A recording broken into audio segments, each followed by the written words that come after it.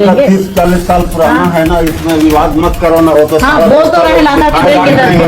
इससे पहले पुलिस नहीं मांगा था ना, मांग रहे तो दे देंगे। मोदी जी, ये आपको चर्च लग रहा है कि घर लग रहा है? आप अपने हिसाब से प्रमाण पत्र दिखाए। नमस्कार प्रिय बंधुगण, आपण मानक प्रत्येक को प्रभु जीशुख्रीष्टर बहुमूल्य नाम आंतरिक नमस्कार।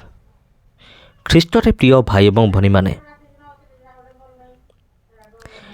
ये जो वीडियो आप देखुं ये घटना हूँ छत्तीसगढ़।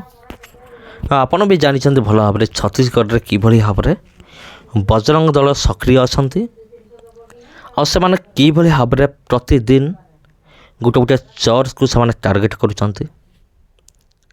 आईटा आप भल भाव में आप जानते।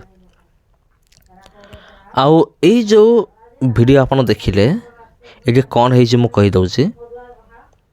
गोटे जगार प्रार्थना चली उपासना चली आठाकार ख्रीस्टान लोक मैंने नुआ नुहंती 30-40 वर्ष है से कौन कर प्रार्थना कर उपासना कर।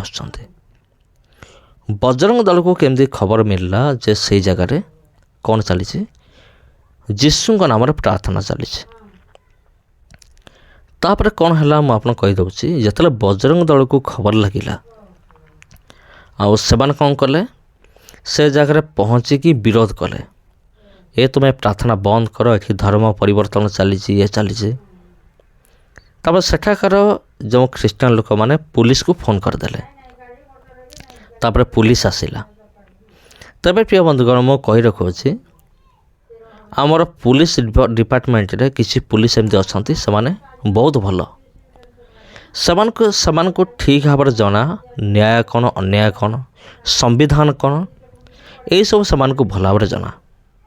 किंतु एमिति किसी पुलिस वाला भी अच्छा जो मान के ना को खाली पुलिस किंतु से आईन कानून किसी से जना ना।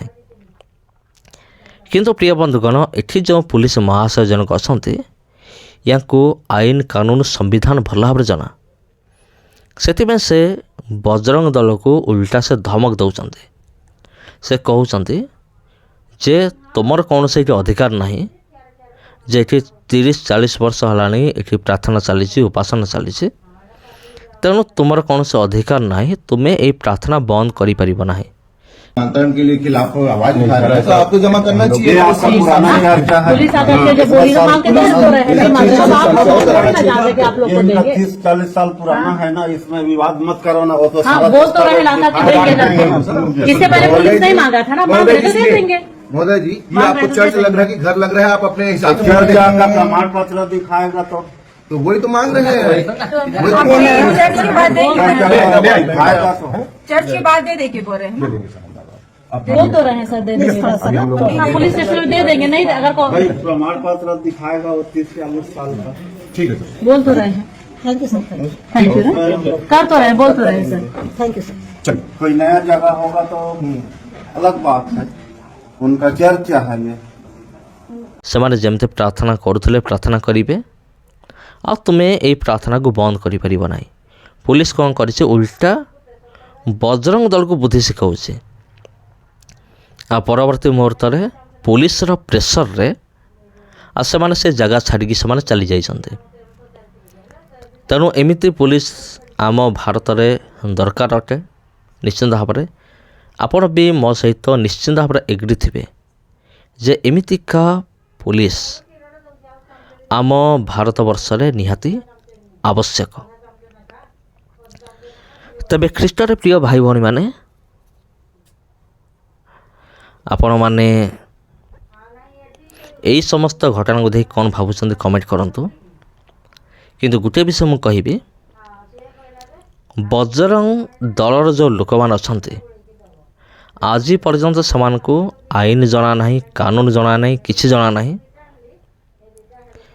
एमान कौन भावुं कि माने केवल आमर भारत वर्ष रे सनातनी माने ही रुहंतु आ ख्रीस्टान माने सब सनातनी हो जातु। आ कौ जगार माने बाइबल पढ़ा न हो, प्रार्थना न हो, एपरिक ऑनलाइन प्रार्थना न हो, ତେବେ ପ୍ରିୟ ବନ୍ଧୁଗଣ ଏହି ସମସ୍ତ ବିଷୟ ହେଉଛି ସେମାନଙ୍କ ଟାର୍ଗେଟ୍। ସେମାନେ ପ୍ରତିଦିନ ଛତିଶଗଡ଼ରେ এই ବଜରଙ୍ଗ ଦଳ ଲୋକମାନେ ପ୍ରତିଦିନ ଗୋଟେ ଗୋଟେ ଚର୍ଚ୍ଚକୁ ସେମାନେ ଟାର୍ଗେଟ୍ କରୁଛନ୍ତି। ପ୍ରତିଦିନ ଗୋଟେ ଗୋଟେ ଚର୍ଚ୍ଚ ଜଣେ ଜଣେ ପାଷ୍ଟରକୁ ସେମାନେ ଟାର୍ଗେଟ୍ କରୁଛନ୍ତି। ଆଉ ଏବେ ସୁଦ୍ଧା ଛତିଶଗଡ଼ରେ ଆପଣ ଜାଣିଛନ୍ତି ସେଠାକାର ଯିଏ ସରକାର ଅଛନ୍ତି ସେ ବି ବିଜେପି। ଆଉ ବିଜେପି ସରକାର ହିଁ ଏମାନଙ୍କୁ ସାହସ ଦେଇଛି କି ତୁମେମାନେ ଯାହା କରୁଛ କର, ମାନେ ଖୁଲମ ଖୋଲା ଯାହା କରିପାରିବ।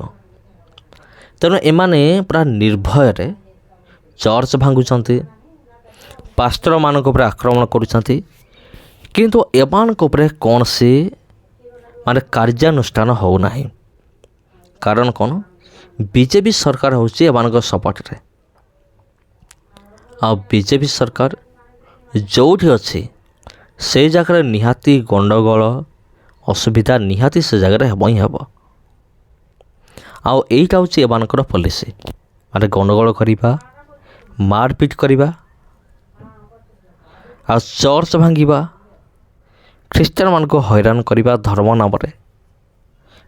ନାମରେ ଦଙ୍ଗା କରିବା। ଏଇଟା ହେଉଛି ଏମାନଙ୍କର ଧର୍ମର ଶିକ୍ଷା ହେଉଛି ଏଇଟା।